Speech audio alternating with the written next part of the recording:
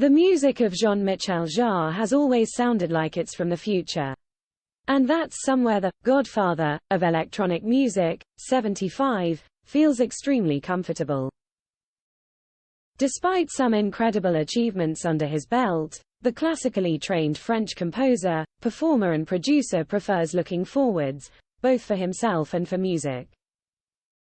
Since his career began back in the late 1960s, he has sold more than 90 million mainly instrumental records and scooped 40-plus awards, including France's highest possible accolade, Commander of the Legion of Honor. His passion for breaking musical boundaries, both in composition and performance, has earned him 3 Guinness World Records, including largest ever outdoor audience for his 1997 Moscow concert, which drew a staggering 3.5 million spectators. And he's still making records. His latest, Oxymorworks, featuring Brian Eno, Armin van Buuren and Depeche Mode's Martin Gore, is released today. And, he tells the Daily Express, he has plans to put on another spectacular live event somewhere in Europe next year.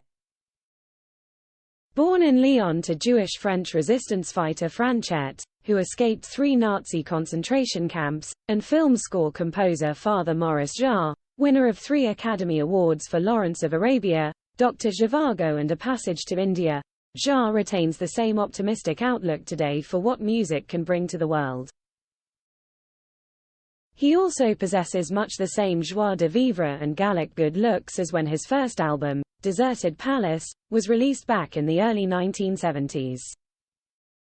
Speaking to him at home in his central Paris apartment, whose former owners include Marlene Dietrich and Henri Matisse, I can't resist telling him his global breakout hit Oxygen, composed and recorded in his kitchen back in 1976, was the first piece of music to affect me emotionally when I heard it, aged 6, at the London Planetarium. This now legendary record was turned down by countless record companies before finally being accepted by Francis Dreyfus's Discs Motors label. Dreyfus agreed to press 50,000 copies. It went on to sell 18 million. When I describe how the album's hit single, Oxygen, Part 4, was used as an auditory backdrop to the mesmerizing show of stars and planets swirling above me almost 50 years ago, Jarre smiles. My music has always been linked to space, yes, but not, for me, to outer space, but to the environment and the space around us. And that is also the reason I decided, long ago, to play at these big outdoor venues, like the Pyramids, the Sahara Desert, Houston, China and the London Docklands. In 1981, Jarre made world history by becoming the first Western musician ever to play a concert in Communist China. 7 years later, his Destination Docklands concerts saw him perform hits such as Equinox E, Revolutions and London Kid, with space-age instruments such as a laser harp, to more than 200,000 people from a barge in the River Thames. Given the futuristic aspects of his music, I ask him whether space and science fiction have always been of interest to him. Oh yes. I was very close to sci-fi writer Arthur C. Clarke. I'd been inspired, like many others, by 2001, A Space Odyssey, both the movie and the book, and when the sequel came out, 2010, Odyssey 2, I was in London. I went straight to a bookstore and bought it. And when I read inside I was amazed to see my name acknowledged. He'd written the book while listening to my music. We started a kind of correspondence and became quite close. He had a perfect mind between science and art. You know, in Europe especially we have the tendency to separate culture and technology, and sci-fi writers such as Clarke link the two in an artistic way, and that's been a major source of influence. Jarre also formed a friendship with the cosmologist Stephen Hawking, even dedicating an album, Chronology, to him. When Hawking was asked by the French musician, married to Chinese actress Gong Li and previously wed to British screen star Charlotte Rampling, what is the most mysterious thing in the universe, the physicist is said to have replied, women. Yet before all the fame, success and headline-grabbing concerts, what were Jarre's own first musical memories? My mother was friends with another woman from the French Resistance called Madame Ricard, who owned the most famous jazz club in Paris, he recalls. It was called Le Chat qui pêche, the cat who fishes, and my mum used to go to this place, with me, every other weekend. Whilst she was talking with her friends at the bar, I would go downstairs and spend my afternoons with people playing what was to me, as a 7-year-old, a very strange kind of music, jazz.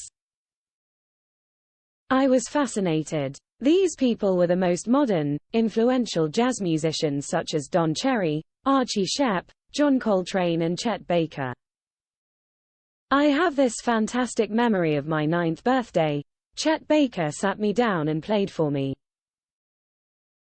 Every time I think about this, I can still feel the air blowing on my chest from his trumpet. That was my first feeling, as a child, of the power of sound. The fact that sound is made of air molecules which create waves that transmit sound from the instruments into your ears, and that is something that changed my life.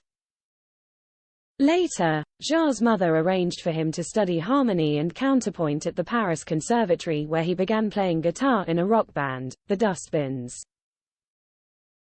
They played at nightclubs, appeared in a 1967 film Des Garçons et des Filles and, the following year, released a single. It was around this time that he started experimenting with the tape loops and sound manipulations which were to form the basis of his work at the electro-acoustic music studio group de Recherches Musicales under Pierre Schaeffer and Pierre Henry. These two composers helped pioneer the genre of musique concrète, which used sounds recorded from nature and the built environment to create a new, raw-sounding kind of music. Similar to how musicians use sampling today, Schaeffer and Henry might record the buzzing of a bee or the revving of a car's engine and make a piece of music out of it. Combined with the avant-garde, synthesizer-based sounds being created by the likes of Karl-Heinz Stockhausen, who introduced Jarre to the Moog synthesizer, in Cologne, Germany, these different strands of experimentation led to the establishment of electronic music as we know it today.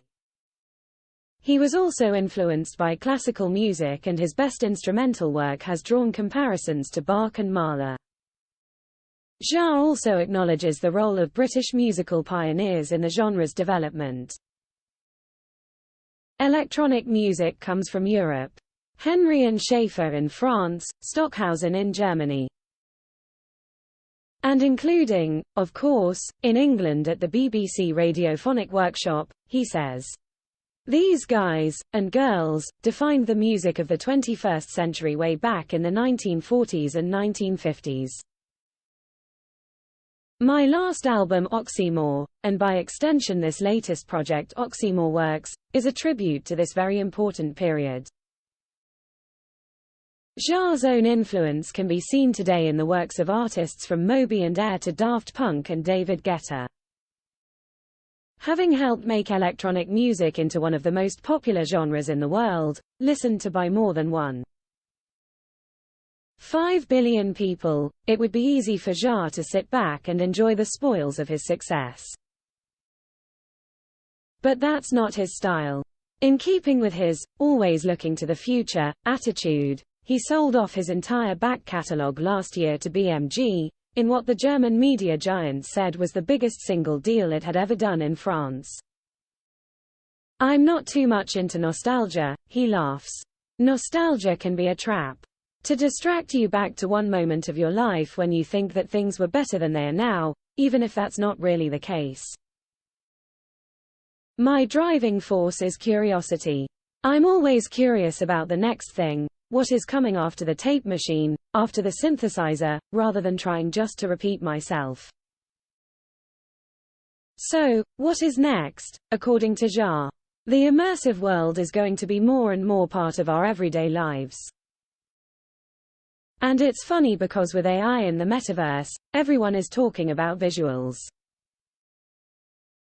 It's an irony because your vision field is 140 degrees but your audio field, your hearing, is 360.